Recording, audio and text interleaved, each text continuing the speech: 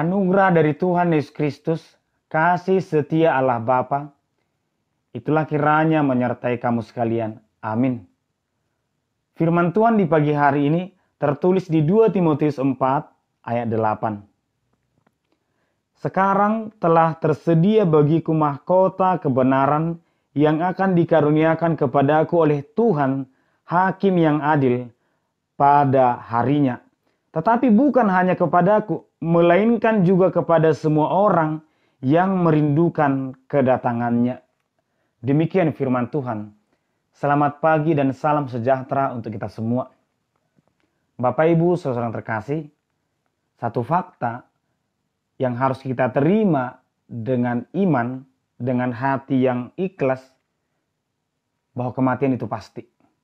Bahwa semua manusia akan kembali kepada Sang Pencipta. Siapapun dia dan bagaimana caranya, kapan waktunya, tidak ada yang tahu.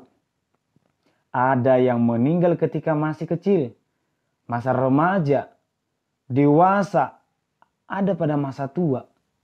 Apakah ini sebuah kesalahan besar? Kita jangan berbicara seperti itu. Tetapi itulah berbicara tentang waktu, tidak ada yang tahu. Dan kita juga mengimani bahwa ketika kita kembali kepada Tuhan, semoga kita kembali dalam keadaan damai, dalam situasi yang baik yang kita gambarkan.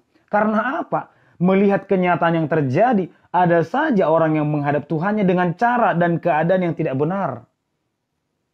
Kecelakaan bisa jadi, pembunuhan bisa jadi, penyakit bisa jadi, beristirahat dengan damai bisa jadi. Mengapa dikatakan beristirahat dengan damai? Mungkin ketika berbicara tentang kematian itu sebuah ketakutan bagi kita. Tetapi entah mengapa firman Tuhan berkata demikian. Aku telah mengakhiri pertandingan yang baik. Aku telah mencapai garis akhir. Dan aku telah memelihara iman.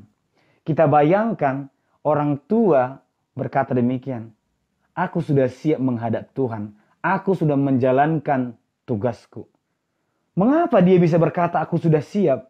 Apakah dia tidak takut?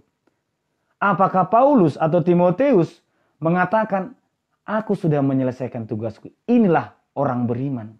Kematian bukanlah sebuah ketakutan, tetapi sebuah proses, sebuah tahap untuk menerima yang lebih baik, yang lebih indah, yang tidak bisa digambarkan oleh siapapun. Sehingga dia berkata, aku sudah menyelesaikan sampai garis akhir. Bapak Ibu saudara terkasih, keadaan itu bisa membuat seseorang berubah. Firman Tuhan dalam 2 Timotius 4 mengatakan, aku sudah mengakhiri imanku dengan baik. Apakah dia menjalani perjalanan hidupnya dengan baik? Belum tentu. Tetapi persoalan hidup yang dia alami tidak mengubah sedikit pun imannya. Dalam 2 Timotius 4 ayat 2, lakukan, beritakan firman kebaikan, baik atau tidak baik waktunya. Senang atau tidak senang hatimu. Apakah perbuatan baik itu hanya sesuai keinginan hati? Apakah melakukan kebenaran firman Tuhan itu sesuai dengan keadaan kita? Jangan. Baik atau tidak baik, jadilah orang baik. Jadilah orang benar, jadilah orang setia.